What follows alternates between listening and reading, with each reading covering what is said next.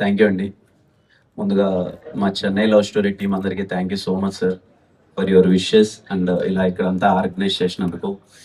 ఇక్కడికి వచ్చిన మీడియా వారందరికీ ప్రతి ఒక్కరికి పేరు పేరున థ్యాంక్ యూ సో మచ్ అన్న.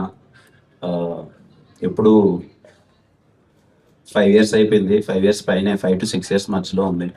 ఎప్పుడు నిజంగా నా జర్నీని ఫస్ట్ నుంచి చూస్తున్నారు.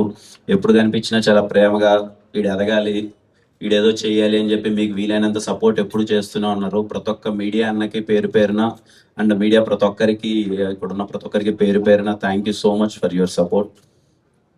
ఇంకా 9 days to go Chennai love story చాలా మెమరబుల్ ఫిలిం. నేను చాలా కాన్ఫిడెంట్గా ఉన్నాను. కొన్ని సినిమాల మీదే మనకి తెలియకున్న జర్నీ అయిపోయిన 10 సంవత్సరాల తర్వాత కూడా వెనక్కి తిరిగి చూసుకుంటే ఈ సినిమా మన కెరియర్లో ఉంటుందిరా, ఎప్పుడన్నా ఒక రోజు అలా సాయంత్రం అలా కూర్చొని మన సినిమాల్లో వెనకాలకి వేసుకుని మళ్ళీ ఏది చూద్దాంరా అన్నప్పుడు ఖచ్చితంగా నా కెరియర్లో చెన్నై లవ్ స్టోరీ టాప్లో ఉంటుంది. నేను అంత గట్టిగా బిలీవ్ చేస్తున్నాను ఈ సినిమాని.